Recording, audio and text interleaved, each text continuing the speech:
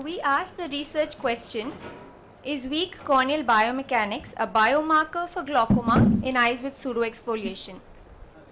I have no financial interests. Now we know that pseudoexfoliation is characterized by abnormal fibrillar deposits, and this increases the risk for glaucoma. However, not all patients with pseudoexfoliation develop glaucoma, and there is insufficient data on what factors confer this increased risk. Therefore, our hypothesis was that amongst patients with pseudoexfoliation, those with weaker corneal biomechanics have a higher risk of developing glaucoma.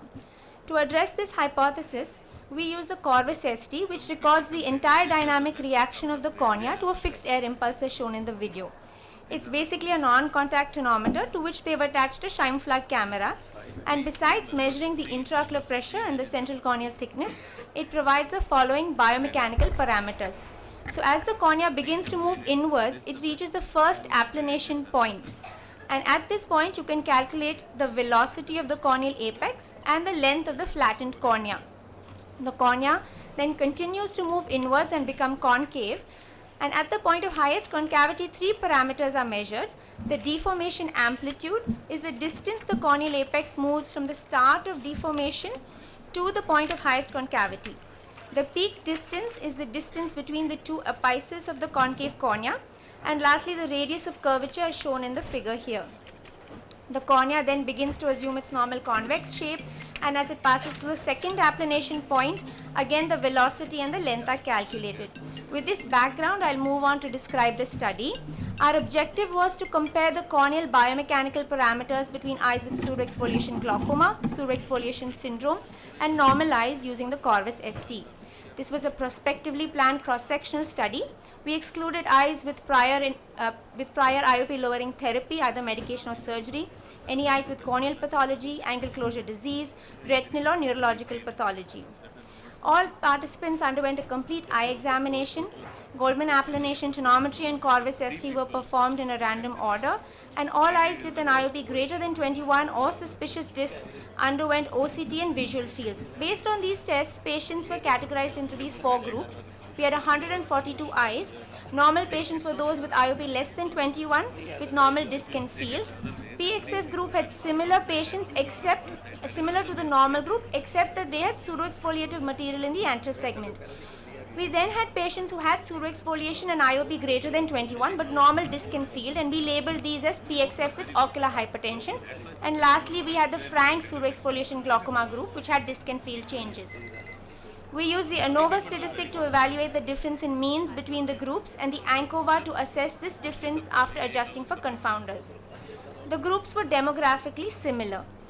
This table shows the clinical features of the four groups. As expected, the intraocular pressure was lower in the normal and pseudoexfoliation groups, both using GAT and Corvus. It is important to note that the corneal thickness was similar between the four groups, and the visual field parameters were worse in the glaucoma group. Coming to the corneal biomechanical parameters, three parameters showed a significant difference between the groups. The deformation amplitude was higher in the normal and pseudoexfoliation eyes, that is, it was greater than 1 compared to the other two groups. Additionally, the A1 and A2 velocities were also different between the groups. However, we know that based on previous studies that corneal biomechanics is affected by age, CCT and IOP. In our study, although age and CCT was similar between the groups, IOP was not. And when we plotted the intraocular pressure against the deformation amplitude, we found a significant association between these parameters. That is, as the intraocular pressure increases, the deformation amplitude decreases. We therefore redid the analysis with an ANCOVA statistic after adjusting for intraocular pressure, and found that there was actually no difference in any of the biomechanical parameters between these four groups. How does this compare with previous literature? So there are a lot of studies that have looked at biomechanics in open angle glaucoma, both using the ORA and Corvus ST, and they have shown that corneal hysteresis is lower in PUAG, and it is also associated with glaucoma progression. Similarly, deformation amplitude is also found to vary between PUAG and normal eyes. However, there is very limited literature on the biomechanics in pseudoexfoliation glaucoma, and this is the first study that has used Corvus ST parameters to show that PXG does not differ from normal and PXF eyes. Apart from adding new knowledge, the additional strengths of this study was the inclusion of only treatment-naive eyes, and this was important because drugs like prostaglandin analogs are known to cause some changes in the corneal biomechanics, and also the detailed phenotyping to classify eyes with pseudoexfoliation deposits.